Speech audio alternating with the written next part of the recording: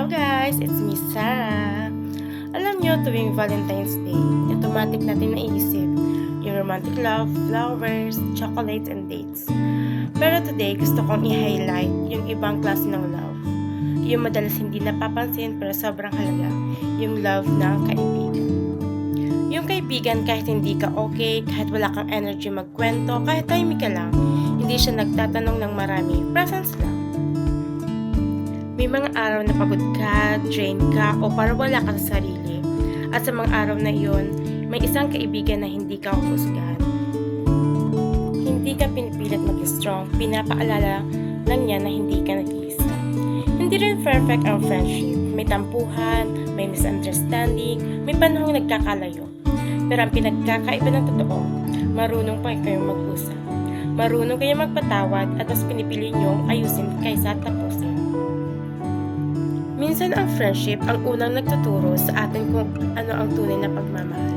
Yung pagmamahal na hindi humingi ng kapalit, hindi kailangan i-post, hindi kailangan ipagsigawan. Ang pagmamahal sa kaibigan, hindi yan selos, hindi yan control. Ito yung pag-unawa kahit hindi ka laging present, ito yung pagkikinig kahit wala kang ibigin ng solusyon. Kaibigan yung nandyan ka, hindi lang kapag masaya ka, kundi lalo na kapag tahimik ka. Lahat naman tayo may kaibigan. Yung kaibigan alam ang kahinaan mo, pero hindi ka iniiwan. Yung kaibigan hindi kailangang araw-araw kausapin, pero kapag nagkita kayo, parang walang nagbago. Hindi naman kailangan bongga, minsan sapat na yung tanong na okay ka lang ba?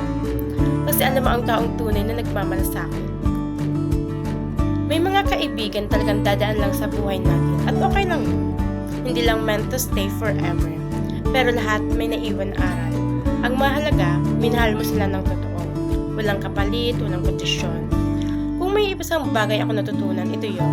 Ang tunay na pagmamahal sa kaibigan ay hindi nasusukat sa tagal ng usap, kundi sa lalim ng pag-unawa. Ngayong Valentine's, gusto ko magpasalamat sa mga kaibigang naging pamilya. Sa mga kaibigang nandyan sa tahimik na laban, sa mga kaibigang hindi ka iniwan kahit mismo hirap na. Sa panahon ngayon, na ang daming nang iiwan, may isang kaibigan tayong marunong manatili sa ating buhay. So, yun lang guys. Sana magustuhan nyo ang aking video na ito.